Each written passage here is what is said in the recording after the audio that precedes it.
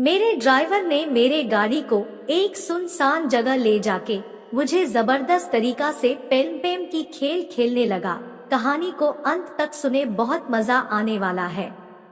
मुझे car drive करने की इजाजत नहीं थी तो पापा ने एक ड्राइवर को कुछ समय पहले काम पर रख दिया था, जिसके जिम्मे मुझे कहीं लेकर जाना और वापस घर पर छोड़ना था। लेकिन ड्राइवर की हरकतें मुझे अच्छी नहीं लगती थी और मैंने पापा को एक दो बार पहले ही बताया था कि ड्राइवर का मेरी तरफ देखने का अंदाज कुछ ठीक नहीं है। लेकिन पापा अपने काम में इतना बिजी रहते थे कि उन्होंने मेरी इस बात पर ध्यान ही नहीं दिया।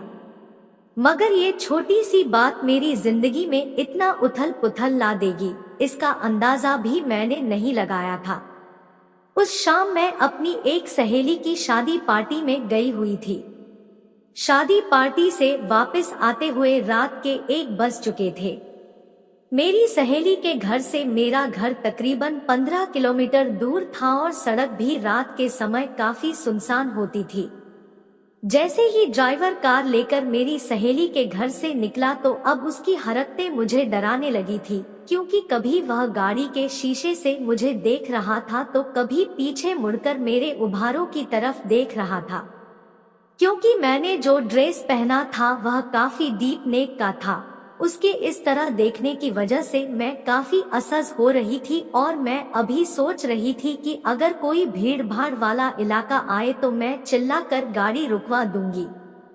लेकिन तभी अचानक उसने एक सुनसान जगह पर ले जाके गाड़ी रोक दी। इससे पहले कि मैं उससे कुछ समझ पाती, वह गाड़ी रोकते ही जल्दी से गाड़ी की आगे की सीट से उतरकर मेरे पास पीछे की सीट पर आकर बैठ गया और मेरे उभारों की तरफ देखते हुए कहा, मेम साहब, अगर आप प्यार से सब कुछ करने दोगे तो मैं कुछ भी नहीं कहूँगा, वरना मुझे आपके साथ ये काम जबरदस्ती करना पड़ेगा। उसकी बात सुनकर मैं शॉक्ड हो गई और घबराहट से मेरी जुबान कांपने लगी थी और मैंने कांपती हुई उससे कहा, आप मेरा सारा सामान पैसा ले लो, लेकिन प्लीज मुझे मेरे घर पहुंचा दो। तब वह मुस्कुराता हुआ बोला कि अगर आपको घर छोड़ दूंगा तो ये मौका मुझे दोबारा नहीं मिल पाएगा, और मेरे ऊपर वाले हिस्से को टच करते हुए बोला, मुझे आपका सामान नहीं चाहिए बल्कि कुछ और चाहिए। आप जितनी खूबसूरत लड़की मैंने आज तक नहीं देखी।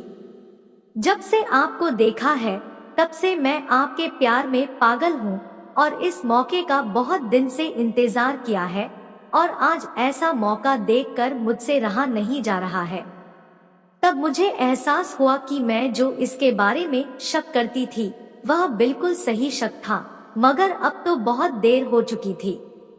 वह मुझसे अधिक ताकतवर था और मैं समझ चुकी थी कि मैं उसका मुकाबला नहीं कर पाऊंगी, और रास्ता इतना सुनसान था कि कोई कुत्ता भी उस रास्ते पर दिखाई नहीं दे रहा था। अगर इस सुनसान रास्ते में मैं चिल्लाती भी तो मेरी आवाज सुनने वाला वहाँ कोई नहीं था। इसलिए मैं अब रोते हुए मुझे घर ले जाने के लिए हाथ जोड़ने लगी। तब उसने कहा कि देखो, अधिक समय नहीं लगेगा, बस कुछ समय में ही हम फ्री हो जाएंगे, उसके बाद मैं आपको घर छोड़ दूंगा, लेकिन अगर आपने विरोध किया तो इसमें नुकसान आपको ही उठाना पड़ेगा।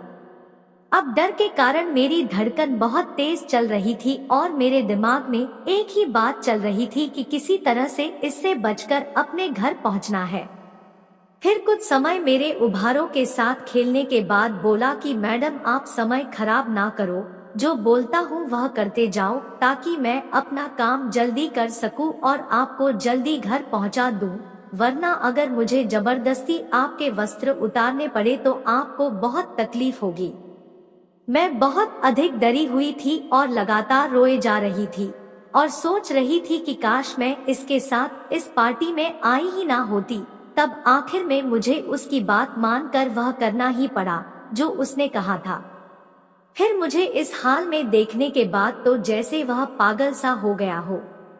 अब उसने भी खुद को कपड़ों से आजाद किया और मुझे ऊपर से लेकर नीचे तक किस करना शुरू कर दिया। फिर उसने मुझे कुछ खास तरह की पोजीशन में होने को बोला। मैं ना चाहते हुए भी उसकी बात मानने को मजबूर थी और लगातार अपनी आंखें बंद करके रोए जा रही थी। तभी मुझे एक जोरदार धक्का लगा और मेरी चीखें निकल गई और उसके बाद क्या हुआ मुझे कुछ भी होश नहीं रहा। जब मुझे होश आया तो मैं सड़क पर ऐसी ही हाल में पड़ी थी और दर्द के कारण करा रही थी, क्योंकि वह मुझे कार से सड़क पर फेंक कर भाग गया था और मेरे कपड़े और पर्स भी वहीं फेंक दिया था। मेरी किस्मत अच्छी थी कि मेरा फोन मेरे पर्स में ही था।